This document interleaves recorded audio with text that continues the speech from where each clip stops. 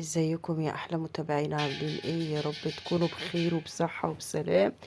النهاردة الخبر اللي معانا وهو ب500,000 جنيه فستان زوجة عمرو اديب في حفل زفاف ابنة باسل سماء. تعالوا بينا نشوف التفاصيل، بس قبل ما نبتدي الفيديو ما تنسوش تصلوا على الرسول عليه افضل الصلاة والسلام، وتكملوا الفيديو للنهاية فضلا منكم وليس امرا عشان تعرفوا التفاصيل.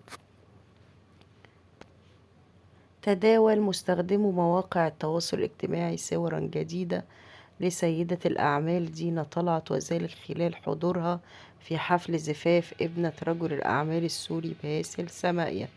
سعر فستان دينا طلعت زوجة عمرو أديب، وتألقت دينا طلعت التي أصبحت لاحقا زوجة الإعلامي عمرو أديب بعد انفصاله عن لميس الحديدي بفستان من تصميم اللبناني إلي صعب مصنوع من الطل المطرز، ويصل سعره ل520,000 جنيه. كما اختارت أن تترك بشرتها على طبيعتها، ووضعت بعض مساحيق المكياج بالألوان الهادئة، وقامت بترك شعرها الطويل منسدلا بين كتفيها بطريقة الويف الجذابة التي تتناسب مع ظهورها. تتميز دينا بإطلالاتها الأنيقة والمميزة التي تثير بها الجدل بأنوثتها وأناقتها من خلال اختيارها ملابس وفساتين مميزة تبرز جمالها وقوامها المتناسق ورشاقتها، وتعتمد أغلب الأحيان على الأزياء والإطلالات البسيطة غير المبالغ فيها،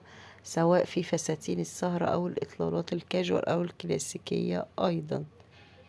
ويذكر أن باسل سمائي احتفل بزفاف ابنته في حفل ضخم أقيم بمنطقة أهرامات الجيزة وسط حضور كبير من نجوم الفن والإعلام ورجال الأعمال. وده كان الفيديو اللي معنا النهاردة.